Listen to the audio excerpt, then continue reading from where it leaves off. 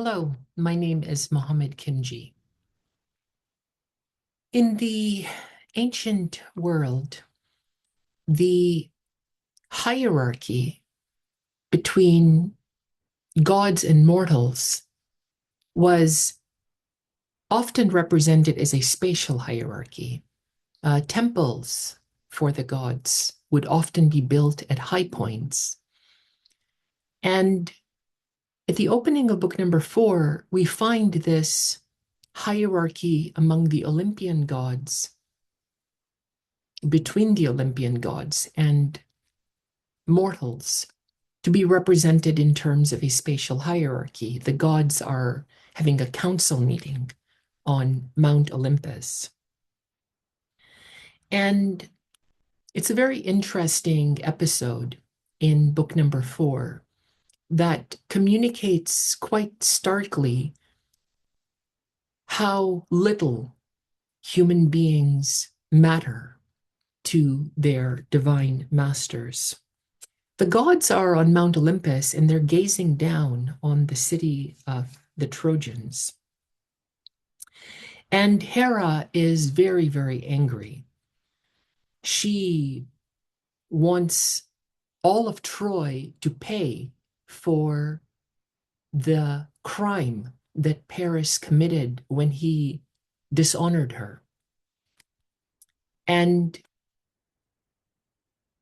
you might think that this is a very petty thing that Paris awarded the golden apple to Aphrodite, who offered him Helen, the most beautiful woman in the world and daughter of Zeus. But there's nothing petty about it. Honor, time, is the most important thing for the gods and for mortals. And when honor is taken away from one, a piece or a portion of one's value is taken. And the appropriate response is revenge. We have seen that this is the response of Menelaus, Agamemnon, and the Achaeans to what Paris has done to Menelaus's honor, because when he took Helen to Troy, because the mission to Troy is not about getting Helen back. The mission to Troy is about fundamentally making the Trojans pay, all of them, pay for what Paris did when he took Menelaus's honor. Well, Zeus says to Hera, and I guess the other gods are there, that let's see what to do, whether to stir up the fighting and the warfare between the Achaeans and the Trojans, or whether to make them friends with each other.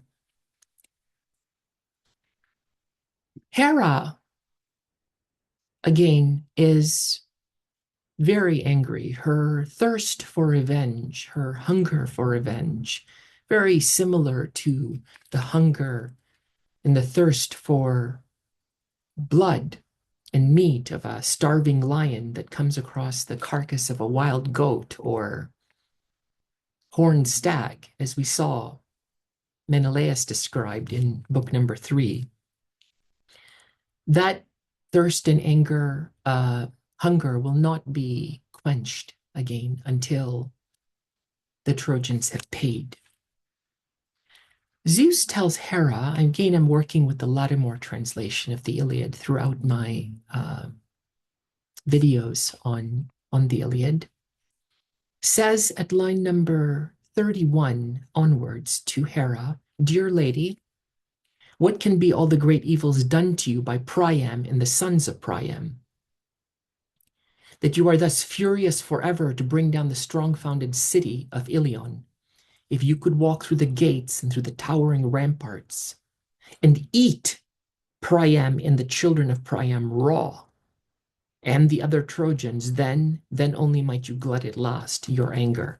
Very, very direct.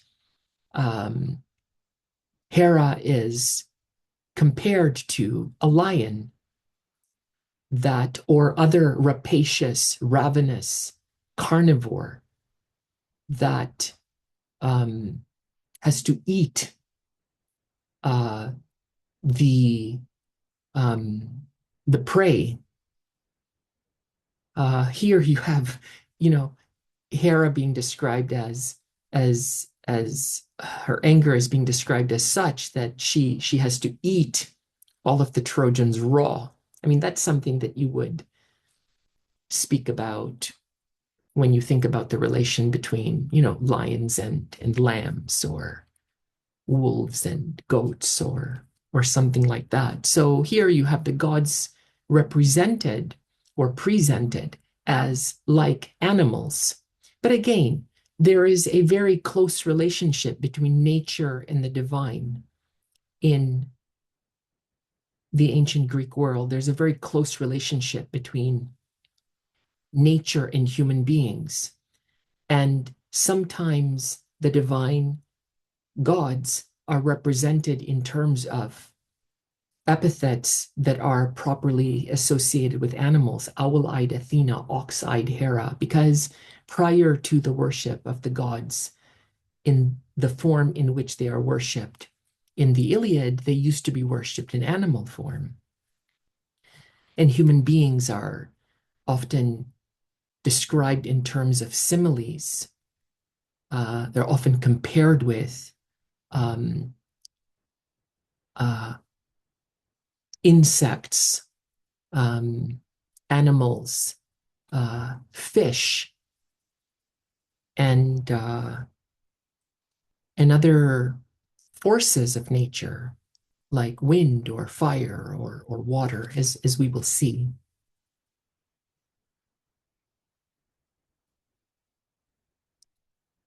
So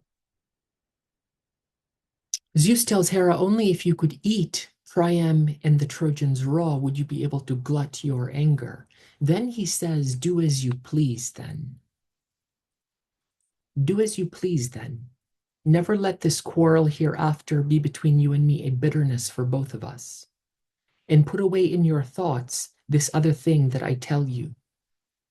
Whenever in turn I am eager to lay waste some city as I please, one in which are dwelling men who are dear to you, you shall not stand in the way of my anger, but let me do it.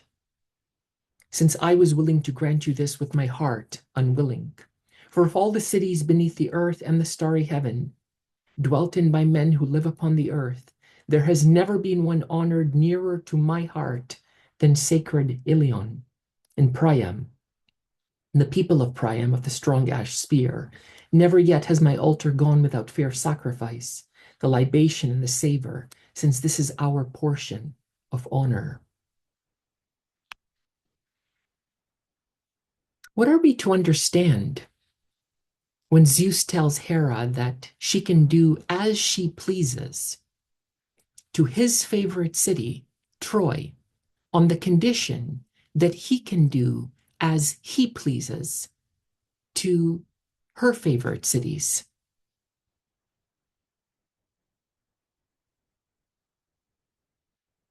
Hera responds at line number 51. Of all the cities, there are three that are dearest to my own heart: Argos, Sparta, and Mycenae of the wide ways. All these, whenever they become hateful to your heart, sack utterly. I will not stand up for these against you, nor yet begrudge you. Yet even so I bear malice and would not have you destroy them. In malice I will accomplish nothing, since you are far stronger.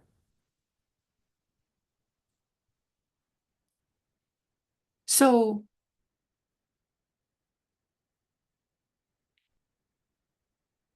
Zeus's favorite city, the city that he calls sacred, the city that he says is the most honored and the dearest to his heart, the city that he implies has always offered proper sacrifices to him,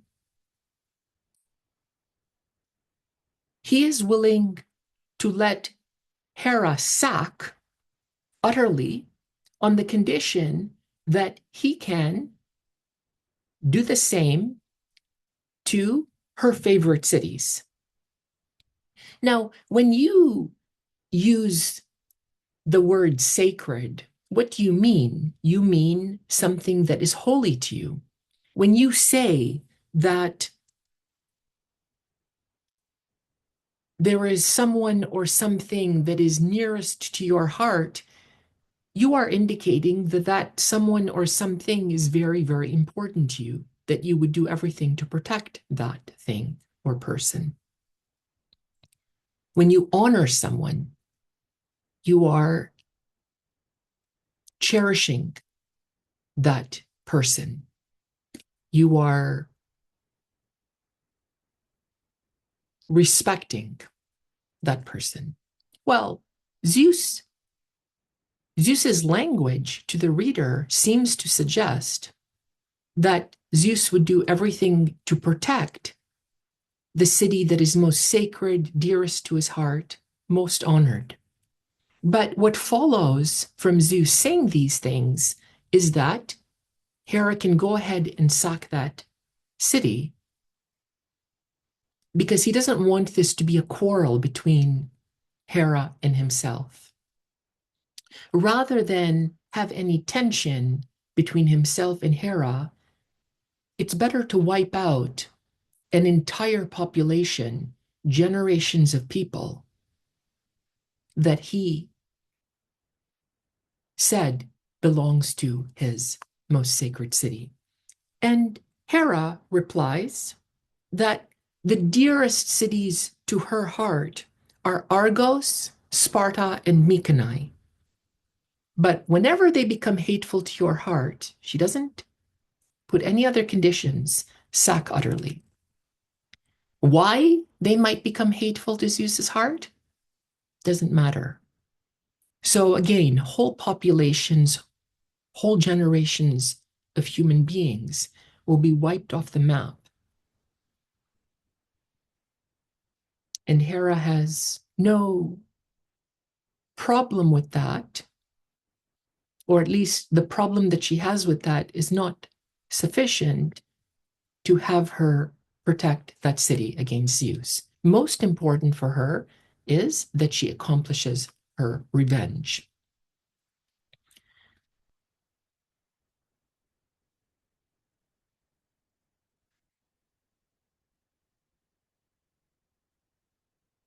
Now, what does do as you please mean? It follows after Zeus saying that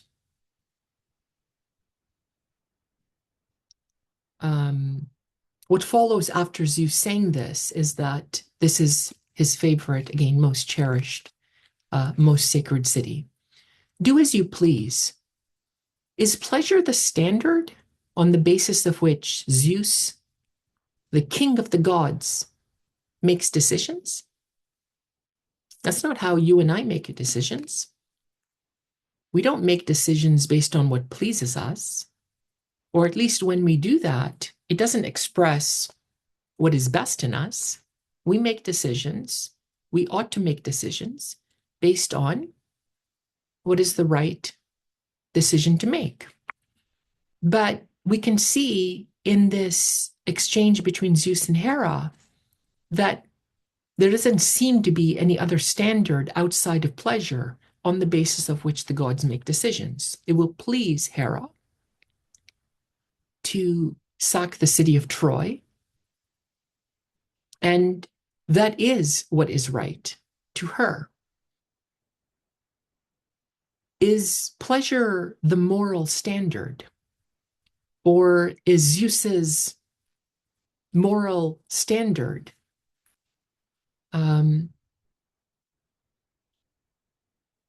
different? It's not different. Zeus's moral standard seems to be identical to what pleases him, so that what pleases him and what is right amounts to exactly the same thing. Is there any difference between what Zeus does and what it pleases him to do? Or between what Zeus wants to do and what Zeus ought to do? We certainly make that distinction in our lives between what we want to do and what we ought to do, what is the right thing to do. But at this council meeting, we see that what Zeus ought to do is identical to what he wants to do. Might is right. And we can ask, is what Zeus ought to do at any given point in time not the same as what pleases him at that exact point in time? We know that the gods are very fickle. Their wants fluctuate in accordance with the circumstances, in accordance with what at that moment benefits them, what at that moment brings them honor and brings them power. If the standard, though, on the basis of which Zeus makes decisions is pleasure, then how is one to distinguish between might and right? How is one to distinguish between power and morality? How is moral action to be distinguished from power? If the reason that Zeus does something is that it pleases him to do it, that is, if the fact that something pleases him at any given point in time is the reason for his decision, then how is reason to be distinguished from pleasure? It would be quite horrifying if in your life or in my life, reason was identical with pleasure, and we simply made decisions based on how we felt or what would please us at any given point in time. People who live that way are not able to restrain their, or do not want to restrain their natural desire for pleasure. And they don't have a standard, or they don't want to act according to a standard that is moral. And such people, we know, will often find themselves in very, very terrible situations. Because really, in your life or in my life, one wrong decision at any given point could change the course of our life forever. And it happens every single day. Note that Zeus does not need to account for what pleases him if it does not please him to account for it. The reason or the justification for what he does is that it pleases him. That is enough. No further reason, no further justification is required. You notice how the text doesn't run along the same track as the reader's expectations. When we read that Zeus calls Troy his most sacred city, the dearest city to his heart, a city that has never failed in offering proper honor. And I should mention that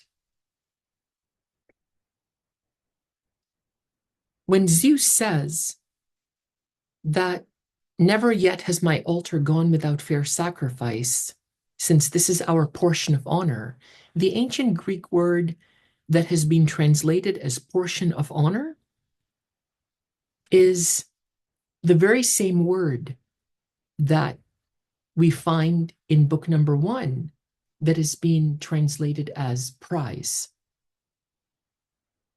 Geras is a prize of honor. Chryseis is the Geras, the prize of honor of Agamemnon, and Briseis is the Geras, the prize of honor of Achilles. A spoil of war, a prize of honor that carries a portion of the man who possesses her, a portion of his value. So When Zeus says that the sacrifices that Troy has offered is our portion of honor, is our geras, he is indicating that it's what is due him, much like the women that are taken as spoils of war are what is due the heroes who sack the city. It's fascinating. But we would expect that these highly charged terms would lead Zeus to say, I will protect Troy from your anger and I will not let Troy fall. But that's not actually what happens. The fact that Troy is most sacred, dearest to his heart, and has always followed the proper protocols in offering the sacrifices, all that leads to Zeus saying, do as you please. So the text runs in a contrary path to what the reader would expect. And that's fascinating because this happens many, many times in the Iliad. And what it reminds us of is that the text is operating on the basis of a structure of values that is completely different than the structure of values that the reader brings to the text. And if we just let the text, if we follow the road that the text runs along or follow the track that the logic of the text travels, then we will see that our projections into the text of any moral framework or our projections of the text of Agamemnon and Achilles being childish or petty, or of the gods being childish or petty, they are not coming from the text.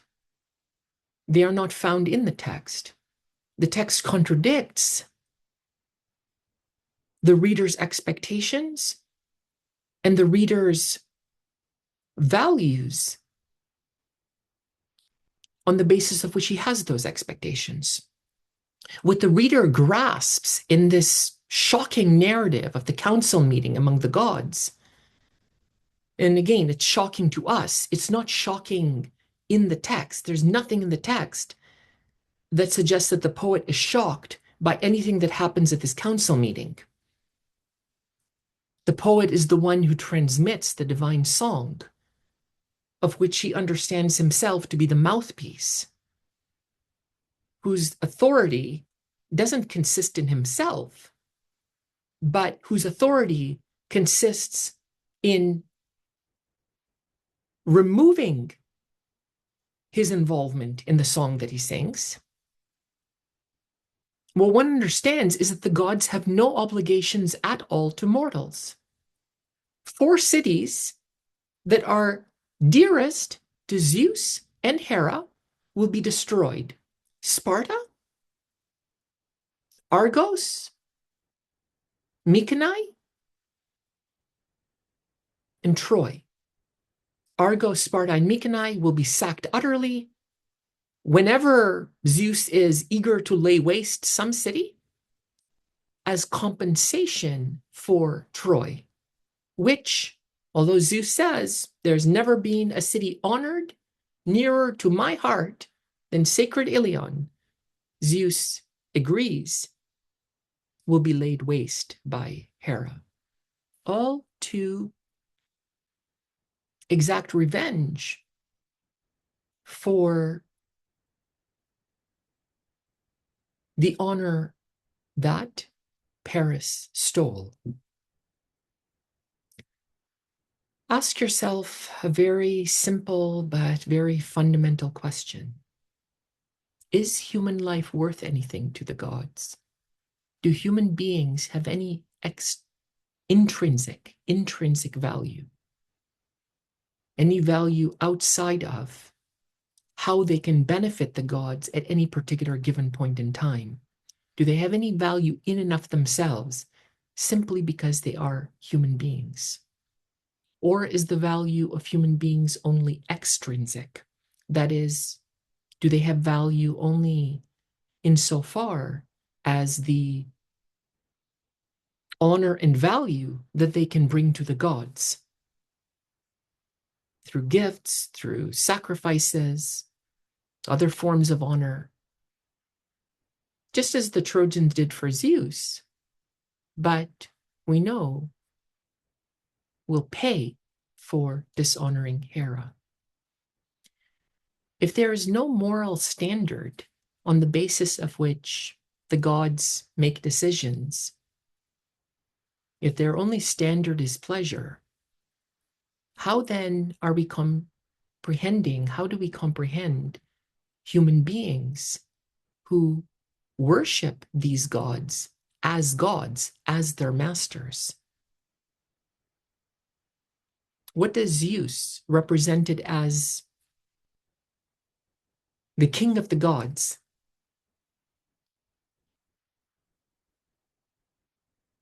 what does Zeus tell the reader? What does Zeus tell you and I about the human beings who worships Zeus as the highest being? What does it tell us about how human beings understand themselves?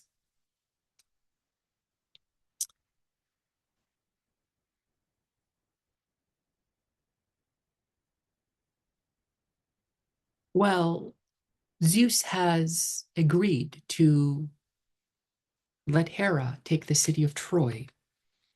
And Hera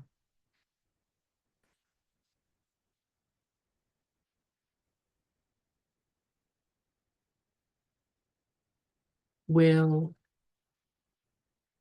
now play a part in the truce between the Achaeans and the Trojans, a truce that was called in order to let the battle between Menelaus and Paris take place.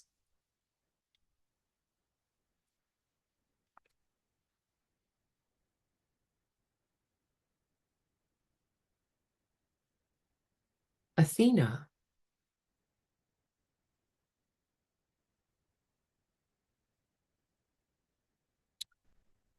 is told by Zeus at line number 70,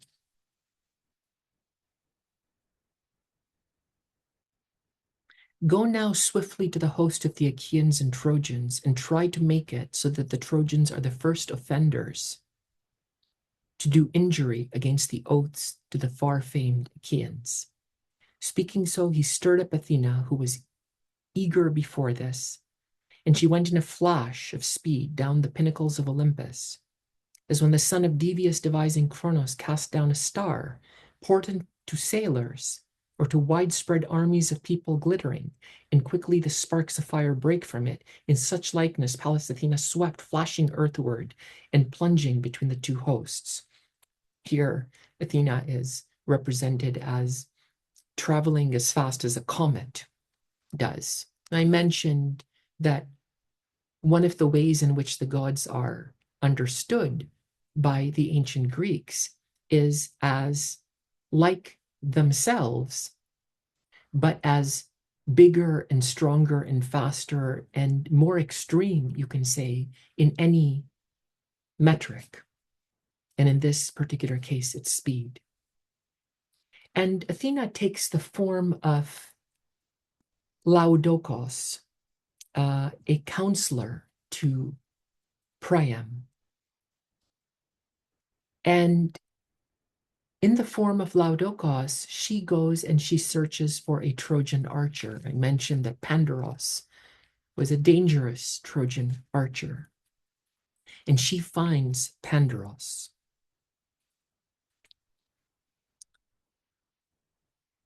And she persuades Pandaros to shoot an arrow. She says at line number 93, "Wise son of Lycaon," that's Pandaros. Notice how Pandaros's lineage is understood through the line of the father, as I mentioned in a prior video, because it's the father that provides the seed. Would you now let me persuade you, so you might dare send a flying arrow against Menelaus, and win your glory and gratitude in the sight of all the Trojans, particularly beyond all else with Prince Alexandros? Beyond all beside, you would carry away glorious gifts from him. And Pandaros is moved by the prospect of glory. I mentioned that glory is the hero's version of immortality. It's the only kind of immortality that the hero can have. Immortality in the form of how he is spoken about out loud after he is dead, through song, forever. And Pandaros fires an arrow. In fact, we are told at line number 118 that he fires a bitter arrow. Now, it's not clear what bitter arrow means. Does it suggest that the tip of the arrow is laced with poison? But the arrow flies through the air, and we are told that Athena, Zeus's daughter, at line number 128, Zeus's daughter, the spoiler. Athena is referred to as the spoiler because she's the god of spoils. She's a god of war. And in war, spoils are taken. So she is called the spoiler. Standing in front of you, fended aside the tearing arrow. She brushed it away from Menelaus' skin. The arrow touches Menelaus. Athena bats it aside, as lightly as when a mother brushes a fly away from her child who is lying in sweet sleep. But that brush against the skin causes the skin to open and blood gushes out. And when Agamemnon sees that his brother has been struck, he thinks that his brother Menelaus is going to die. He says at line number 155, "Dear brother, it was your death I sealed in the oaths of friendship, setting you alone before the Achaeans to fight with the Trojans. So the Trojans have struck you down and trampled on the oaths sworn. Still the oaths and the blood of the lambs shall not be called vain. The unmixed wine poured, and the right hands we trusted. If the Olympian at once has not finished this matter, late he will bring it to pass, and they must pay a great penalty with their own heads and with their women and with their children." Again, anticipating rape, anticipating enslavement. "For I know this thing well in my heart, and my mind knows it. There will come a day when sacred Iliad shall perish." Line number 164. Why must there come a day when sacred Iliad shall perish? Why, in Agamemnon's mind, is it impossible for the two peoples both to live? Why is it the case that one must live and one must die? Why is it the case that the Achaeans can only live if the Trojans die? I mean, this is what's being communicated here, that the Trojans must pay for what Paris did. There is no forgiveness. There is no getting past it outside of revenge. Revenge seems to be the only response. And in fact, in ancient Greek morality, the core principle was you love your friends and you hate your enemies. You love your friends and you hate your enemies. And by implication, you love your friends and the friends of your friends, and you hate your enemies and the friends of your enemies and the enemies of your friends. It was a standard principle.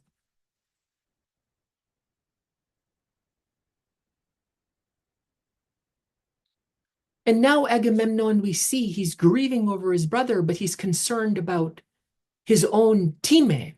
that is going to be affected, diminished, if his brother dies? How much does Agamemnon love his brother, and how much does he love the honor that his brother can bring for him, or does bring for him? He says in line number 169 onwards, I shall suffer a terrible grief for you, Menelaus, if you die and fill out the destiny of your lifetime, and I must return a thing of reproach to Argos the thirsty. Argos the thirsty, it's an arid, dry land, inland in Greece. I shall return a thing of shame.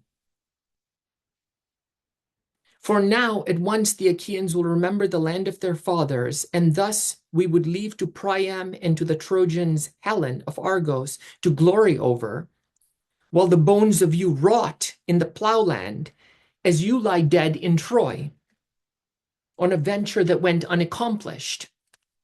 If I return home, having failed to exact just revenge for what Paris did to you, as it seems like we must if you die,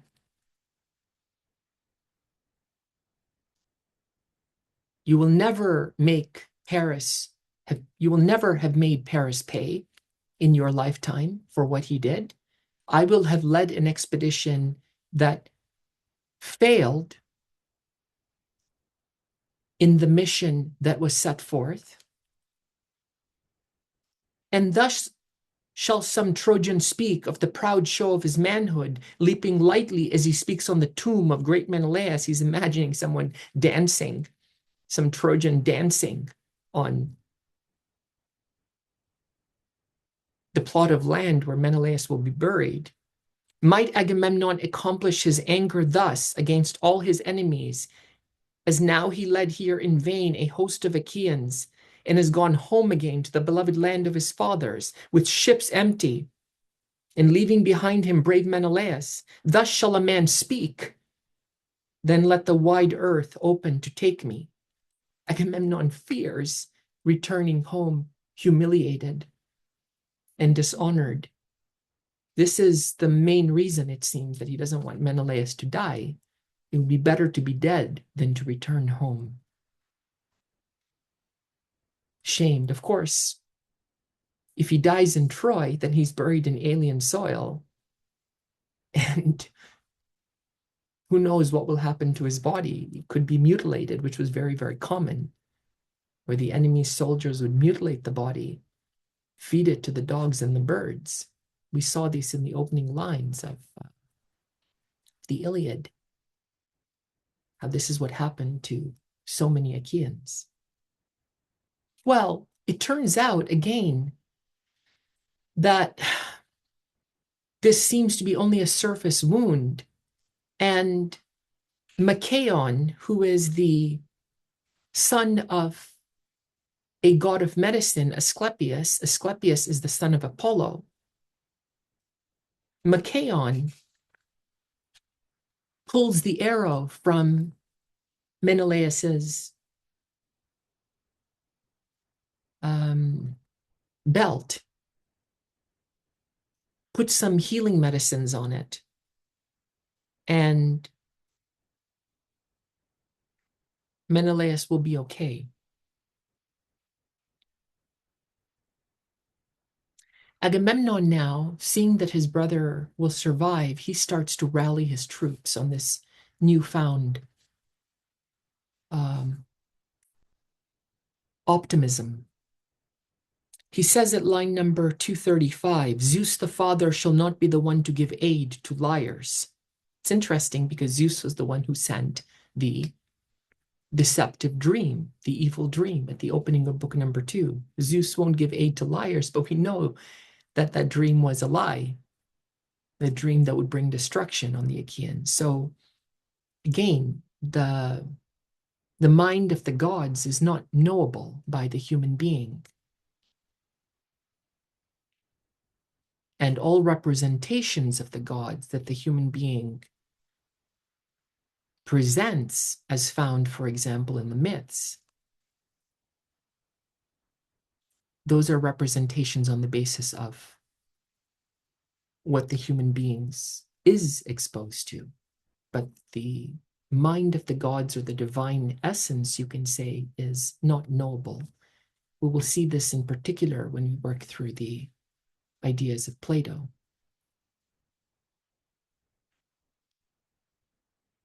Well, he starts to rally his troops. Agamemnon starts to rally his troops. Sometimes he would reproach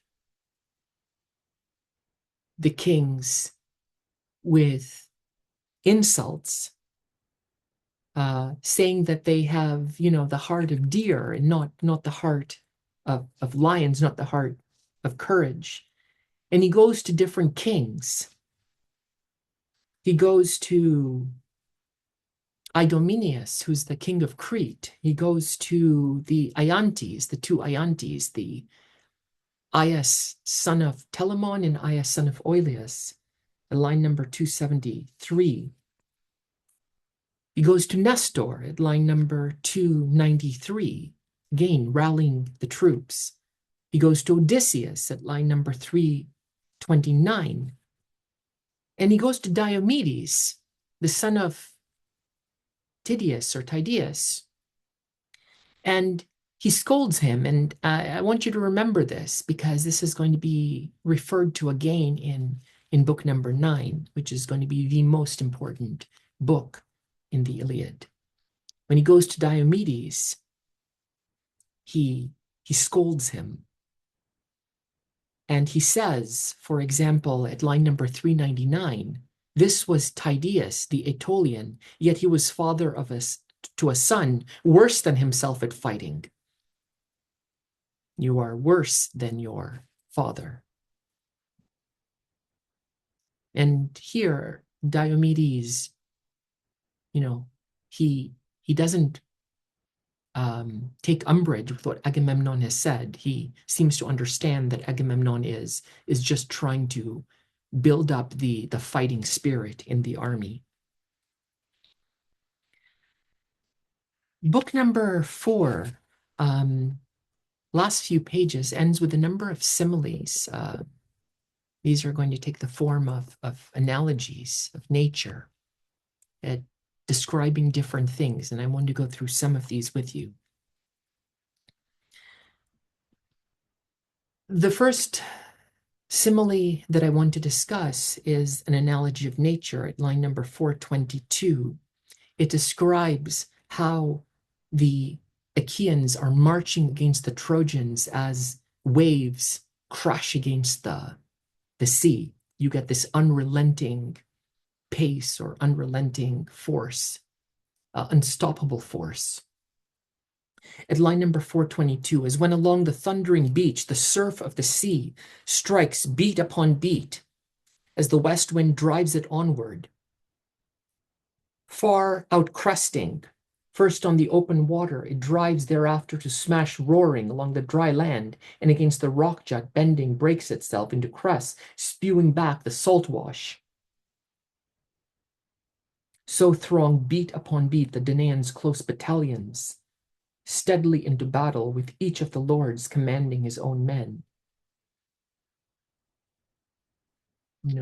Anyone who has seen the tall waves of the sea smashing against rocks, driving water inland, will, resonate with that passage, will resonate with him. In contrast, the Trojans are described as sheep that are bleating. At line number 433 onwards, but the Trojans as sheep versus tidal waves, right, of the Greeks, as sheep in a man of possessions steading stand in their myriads, waiting to be drained of their white milk, and bleat interminably as they hear the voice of their lambs. So the crying of the Trojans went up through the wide army, since there was no speech nor language common to all of them, but their talk was mixed, who were called there from many far places. And we know that the people of Troy, the city of Troy, actually have a number of allies, speak different languages. We've talked about this already, in contrast with the the Greeks who are speaking one language. We know that sheep are prey, sheep are weak, sheep are, they're described here as not yet separated from the dependence on their mothers.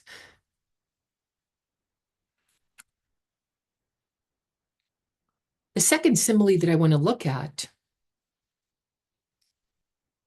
occurs at line number 452 onwards, but I want to start a little bit earlier at 446 to get the context.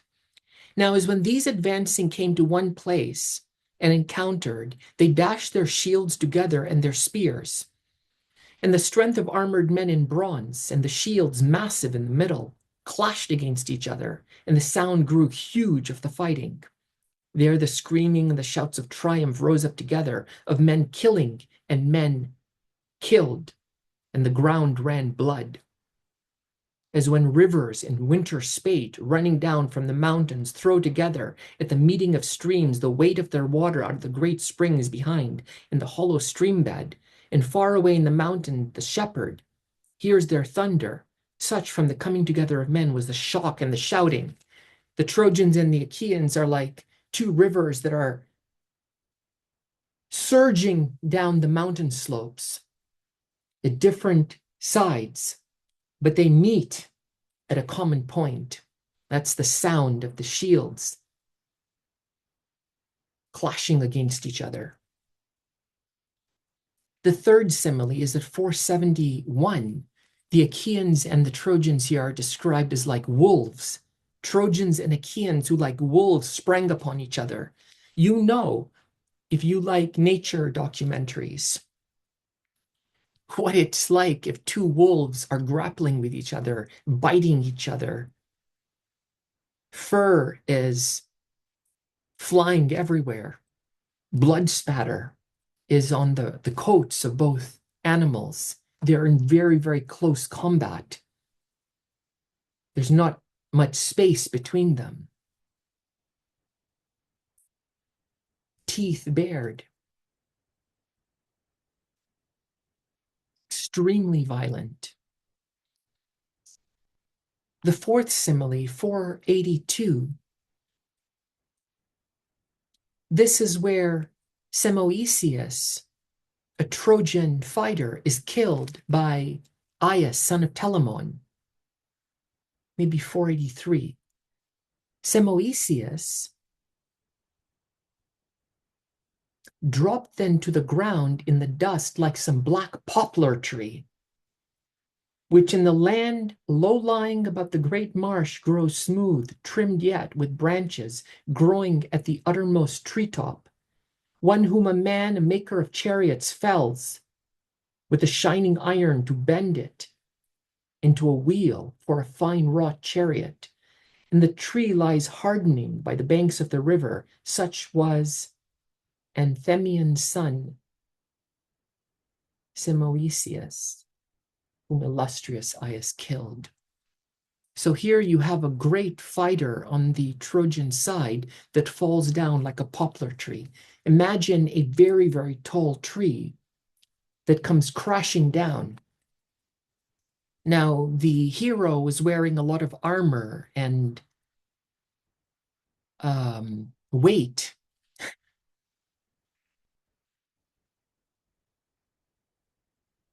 And we know that the very last two lines of this book, on that day when the truce was broken, many men of the Achaeans and the Trojans lay sprawled in the dust, facing downward beside each other. Next book, book number 5. My name is Mohammed Kimji. If you'd like to connect with me, you can do so on LinkedIn.